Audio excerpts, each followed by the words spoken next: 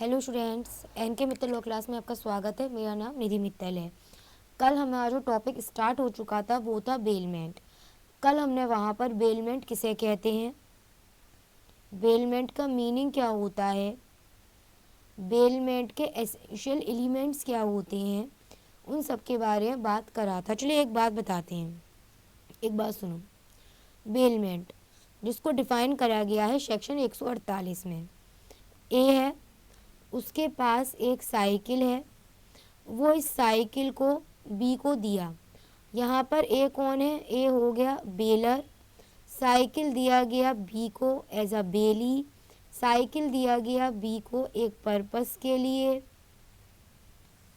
जैसे ही वो purpose complete हो गया, ये साइकिल वापस ए को जाएगी या फिर एक ही डायरेक्शन के अकॉर्डिंग जिस भी व्यक्ति को ए कहेगा उसको जाएगी। ये पूरा सरकमस्टांसेस अगर हम मिलाएं तो ये बन गया बेलमेंट। क्या बन गया, ये बेलमेंट बन गया। तो आज के लेक्चर में, आज के टॉपिक में हम बात करेंगे कि जो व्यक्ति बेलर है, हमने जान लिया बेलर किसे कहते हैं। आज हम बात करेंगे कि जो व्यक्ति यहाँ पर बेलर की पोजीशन में है उसकी ड्यूटीज़ क्या हैं। भाई ऐसा नहीं है कि उसकी ड्यूटीज़ नहीं है, उस बेलर की भी ड्यूटी बताई गई है। बेलर की ड्यूटी को समझना है ना अगर, तो आप समझेंगे इसमें सेक्शन 150 को। बेलर की अगर ड्यूटी को समझना है और बेलर की ड्यूटी को और अच्छी तरह समझना है तो अब नोट करना शुरू करो। इसमें there are two types of bailor. There are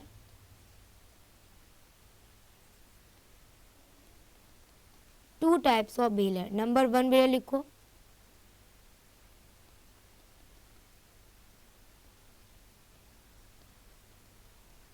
Hindi में लिख लीजिए आप लोग, आनुग्रहिक उपनिधाता। और दूसरा बेलर लिखिए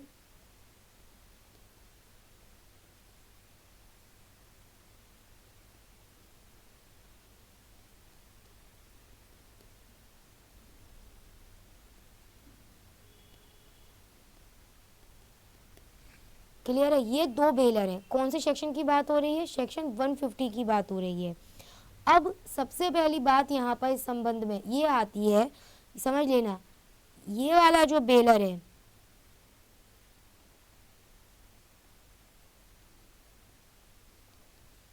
ये किस टाइप का बेलर है, ये एक ऐसा बेलर है जो गुड्स को जब बेल्ड कर रहा है, जब गुड्स को बेली को दे रहा है तो बिना किसी कंसीडरेशन के दे रहा है।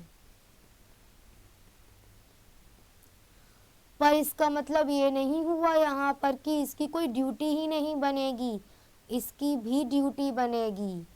इस वाले बेलर की भी ड्यूटी बनेगी कि भाई अगर आप बिना कंसीडरेशन के दे भी रहे हैं तो भी आपकी ड्यूटी बनती है। क्या ड्यूटी बनती है कि जो गुड्स आप डिलीवर कर रहे हैं इस बेली को, क्या ड्यूटी बनेगी कि जो गुड्स आप इस बेली को डिलीवर कर रहे हैं, अगर उन गुड्स में किसी तरह का कोई भी रोंग है, अगर उन गुड्स में किसी तरह का कोई फॉल्ट है तो वो फॉल्ट आप बेली को बता दीजिए। अगर आप उस फॉल्ट को जानते हैं, समझ लो अच्छी तरह से, ये वाला जो ड्यूटी, ये जो बेलर है इसकी ड्यूटी क्या बनेगी, अगर कोई गुड्स आनुग्राहिक बेलर के द्वारा बेली को दिया जा रहा है और यहाँ पर ये जो बेलर है इसकी ड्यूटी बनती है कि जो गुड्स आप बेली को दे रहे हैं, अगर उस गुड्स में किसी तरह की कोई भी गलती है, कोई फॉल्ट है, तो आप उसकी जानकारी बेली को दे दीजिए। आप बेली से छुपाइए मत, आपको जानकारी है अगर तब। एग्जाम्पल इसे रीड कर लो। ए क्या कर रहा है यहाँ पर, ए एक हॉर्स बी को उधार पे दे रहा है। इस हॉर्स में कोई फॉल्ट है जिसको ए अच्छी तरह से जानता है, इस हॉर्स में कोई फॉल्ट है जिसको ए जानता है, लेकिन वो इस फॉल्ट को बी के सामने डिस्क्लोज नहीं करता है। हॉर्स में क्या फॉल्ट है कि हॉर्स बहुत तेज एकदम से, यस, और हॉर्स वही काम करा हॉर्स ने, वो बहुत तेज भाग गया और बी को गिरा दिया उसने, बी इंजर्ड हो गया, ये यहाँ पर रेस्पॉन्सिबल होगा। क्यों? क्योंकि वो उस फॉल्ट को जानता था। क्या सबसे बड़ी बात हो रही है, वो उस फॉल्ट को जानता था, तब भी उसने नहीं बताया इस बी को, इसकी लाइबिलिटी बनेगी। अब हम बात करते हैं इसमें दूसरा टाइप जो है इसमें बेलर फॉर रिवॉर्ड, उसकी क्या लाइबिलिटी है बेलर फॉर रिवॉर्ड की। तो एक बात अच्छी तरह याद कर लेना, अगर गुड्स आर बेल्ड फॉर हायर, अगर गुड्स हायर किए जा रहे हैं बेली के लिए, तो यहाँ पर अगर गुड्स जो बेल्ड करे गए हैं उन्हें हायर किया गया है बेली के लिए, तो ऐसे में बेलर लाइबल होगा, चाहे वो उस गुड्स में जो फॉल्ट्स है उसको जानता है या नहीं जानता, इस बात से कोई फर्क नहीं पड़ता।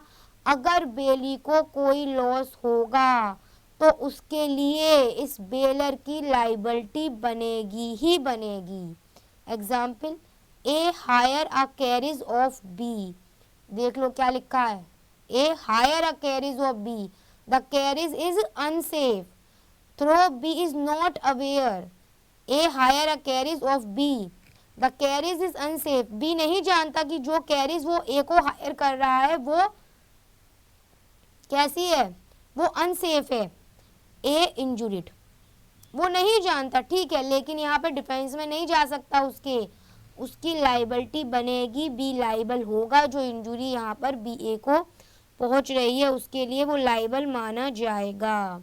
डेफिनेशन आपके सामने दे रखी गई है इंग्लिश में, अब रीड कर लो, जितना मैंने बताया उतना समझ गए अब तुम, अब इसको रीड कर लोगे ना अच्छी तरह समझ गए। The bailor is bound to disclose to bailee fault in goods bailed of which the baler is aware and which materially interfere with the use of them or expose the bailee to extraordinary risk, and he does not make such disclosure, he is responsible for damage arising to bailee directly from such fault. If the goods are bailed for hire, the baler is responsible for such damages whether he was or not aware of the existence of such fault in the goods bailed. मैंने यही बताया था, समझाया था, illustration अपने भी दिए थे और इसमें से भी इलस्ट्रेशन बताए थे मैंने आपको। अब इसके अलावा कुछ बातें और समझो, मैंने अभी क्या नाम लिखा तुम्हारे सामने, अभी ये जो है ना बेलर फॉर रिवॉर्ड, इसकी कुछ ड्यूटी अभी भी और भी है। अभी इस बेलर फॉर रिवॉर्ड की मैंने बताया, इसकी ड्यूटी बताई, इसकी ड्यूटी बताई, अब बेलर फॉर रिवॉर्ड जो है ना उसकी कुछ ड्यूटी और भी हैं। अंडर सेक्शन 158 की अगर हम बात करें, अब एक बात समझना, अगर बेलर ने कोई गुड्स बेली को दिए थे, कुछ उन पर काम करने के लिए उसने बेली को वो गुड्स दिए थे, लेकिन जो बेली है उसको उन काम के बदले में कोई भी पारिश्रमिक, कोई भी रेम्यूनरेशन नहीं मिला है, पेमेंट नहीं मिला उसे उस काम के बदले में उन गुड्स पे काम करने का, यहाँ इस बेलर की ड्यूटी बनेगी, यहाँ इस बेलर की ड्यूटी बनेगी कि बेली ने उन गुड्स के लिए जो भी खर्चा करा, जो भी एक्सपेंसेस करे, वो सभी यहाँ पर इसकी ड्यूटी बनेगी कि वो उसे पे करे। इसी के साथ इसमें एक चीज़ और समझ लेना, अंडर सेक्शन 164 ये कहता है कि आगे भी आएगा वैसे, अगर बेलर जो गुड्स को बेली को बेल्ड कर रहा है, जो गुड्स को बेली को दे रहा है, अगर ये पता चले कि इस बेलर को तो इस गुड्स पर टाइटल ही नहीं था, शुरुआत में बताया था कल के लेसन में ही मैंने, पोजीशन ट्रांसफर होता है, ओनरशिप बेलर की रहेगी, हम तो यही प्रिज्यूम कर रहे हैं ना कि जो व्यक्ति बेलमेंट में गुड्स को दे रहा है वही ओनर होगा, वही उस गुड्स के ऊपर टाइटल रखेगा। अगर यहाँ कंडीशन ऐसी हो जाए, ये पता चले कि जो बेलर है वो उस गुड्स के ऊपर टाइटल ही नहीं रखता है, जिस वजह से यहाँ पर बेली को लॉस तो होगा ना, बेली को लॉस होगा। ये पता चलता है कि ये जो बेलर है, जब बेली इसको गुड्स वापस करने आया है, तब ये उन गुड्स को वापस लेने की या फिर अपने अकॉर्डिंग डायरेक्शन देने की कैपेबिलिटी ही नहीं रख रहा है, टाइटल नहीं है इसलिए। तो यहाँ इस बेलर की ड्यूटी बनेगी कि इस बेली को जो लॉस हो रहा है उसकी भरपाई करेगी।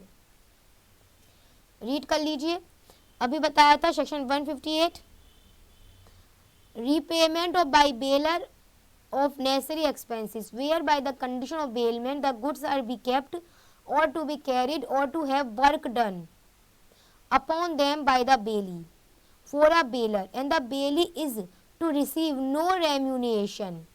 The bailor shall repay to bailee the necessary expenses incurred by him for the purpose of bailment. यही बात बताई थी आपको, अच्छी तरह से क्लियर हो गई है?